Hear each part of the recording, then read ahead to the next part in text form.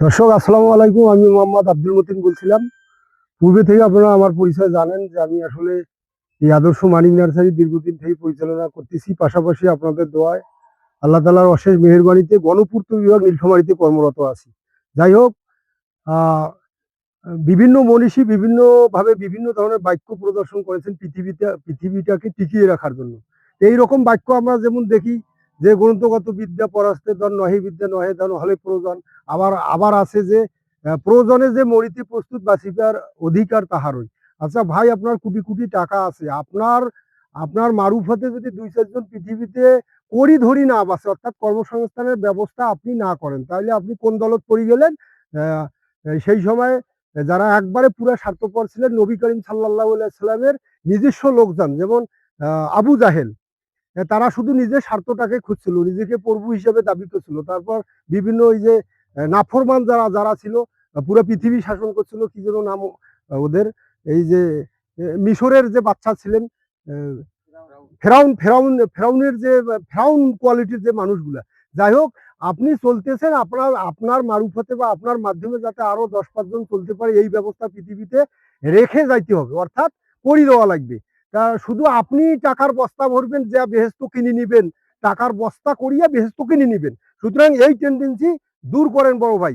আপনারা যে যেখান থেকেই পারেন না কেন, যে যেভাবেই পারেন না কেন, দেশকে উন্নত করতে হলে অবশ্যই উদ্যোক্তা হইতে হবে। আর এই উদ্যোক্তার পেছনে অবশ্যই আপনাদের মন মানসিকতাটা সঠিক জায়গায় সেট আপ করা লাগবে। যাই হোক, আল্লাহ রহমতে আপনাদের দোয়ায় আমাদের এই আদর্শ মানিক নার্সারিতে যদি মানবিক দিক থেকে চিন্তা করি, তাহলে 100-র উপরে কর্মচারী আল্লাহ রহমতে। আর 100 কর্মচারী কিন্তু একটা মাঠ পর্যায় পর্যন্ত একবারে মাঠে যাচ্ছে, যে মাঠে ফসল ফলাইতেছে, সে ফসলে আমাদের যে টাকাটা, সেই টাকাটা কিন্তু একটা মাঠ পর্যায়ে কৃষক পর্যন্ত পাচ্ছে।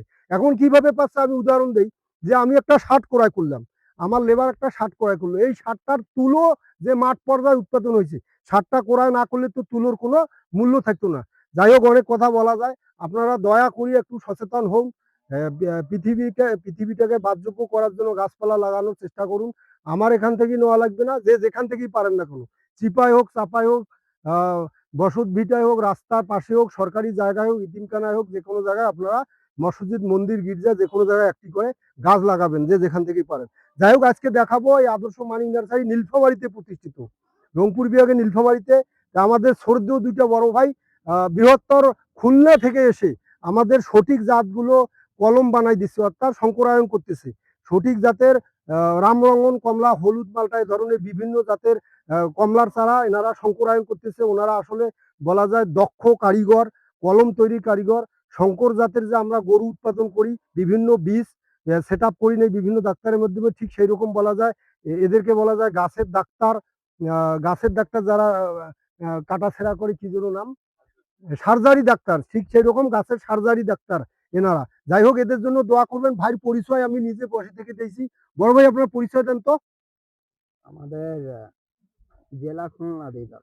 আর আমাদের বাসা হচ্ছে চাকদাসা উদয়পুর বাজার। আপনারা যে এই ধরনের কলম পুরো বাংলাদেশে করি বেড়ান, আমি যেটা জানি যে পুরো বাংলাদেশে বিভিন্ন নার্সারিদেরকে সুন্দরভাবে করি দেন, তাতে মানে রেজাল্টটা কিরকম পান আসলে? আমাদের নার্সারি কথা বলে আপনারা যে কলমটা বাঁধতেছেন, এটা আসলে আমরা কি 2 নম্বর কলম আপনাদের দ্বারা বাঁধাচ্ছি, এইটা না, দর্শকদেরকে জানাবেন। এইটা একদম 1 নম্বর। আমরা মাদার গাছ থেকে ডাল কেটে কলম করতেছি। এই কলমগুলো নিলে একদম সঠিক জাতের পাবেন। যাই হোক, রাকিবুল ভাই, যে রাকিবুল ভাইয়ের সাথে কথা বললেন, পাশে আমার সর্দি এক বড় ভাই আছে, যিনি আসলে সিনিয়র মানুষ, বলা যায় পুরো পৃথিবী ভ্রমণ করে। অর্থাৎ ভারতে গিয়ে উনি বিভিন্ন কলমের কাজ করে এবং ভারত থেকে বিভিন্ন চারা সংগ্রহ করে। আমরা ছোটবেলা থেকে জানি যে পুরো ভারত কেউ যদি প্রদক্ষিণ করে, তাহলে অর্ধেক পৃথিবী ভ্রমণ করার মতো হয়। সেই অর্ধেক পৃথিবী এই শ্রদ্ধেয় বড় ভাই যিনি ভ্রমণ করছেন। ভাই, কি নাম ভাই আপনার? ভাইয়ের নাম মোহাম্মদ রবিউল ইসলাম। একই জায়গায় বাড়ি, খুলনা জেলার পাইপগাছায় ওনাদের বাড়ি। ওনারা এই এই ধরনের কলম করেন। এখন কি কলম লাগাচ্ছেন বড় ভাই? হলুদ মার্কা। তা দর্শকদেরকে একটা কলম আপনি বেঁধে দেখান তো, দেখুক আসলে আমরা কিভাবে কলমটা বাঁধি। দর্শক দেখবেন যে ভাই কিভাবে কলমটা বাঁধতেছে। আপনি সরাসরি রবুল ভাইয়ের হাতে দেখবেন যে আসলে কলম লাগা অত বেশি খুব কঠিন কাজ না, জেনারেল একটা কাজ। এই যে দেখেন জেনারেল, কিন্তু আসলে এটা দক্ষতার একটা বিষয় থাকে। এই যে কাটতেছে, এই কাটানোর একটা বিষয় থাকে, এই কাটানোটাই নির্ভর করে আসলে চারাটা টিকার উপর। যাই হোক, আপনারা আমাদের এখানে যে যে যে বিষয়গুলো দেখতেছেন এগুলো আসলে লুকোচুরির মাধ্যমে আমরা রাখি না, এগুলো ওপেন করি দেই। তা আপনারা আদর্শ মানিক নার্সারি আসবেন, এসে দেখবেন যে আসলে আমরা রিয়ালিটিতে বিশ্বাসী। এই সঠিক জিনিসটা আমরা যাতে পুরো পৃথিবীতে ছড়িয়ে দিতে পারি, পুরা বাংলাদেশকে ভরিয়ে দিতে পারি, পুরা বাংলাদেশের সবুজের অরণ্যের একসময় দাবিদার হইতে পারি। এজন্য আপনারা দোয়া করবেন, আদর্শ মানিক নার্সারিতে আসবেন। ধন্যবাদ সবাইকে। আসসালামু আলাইকুম।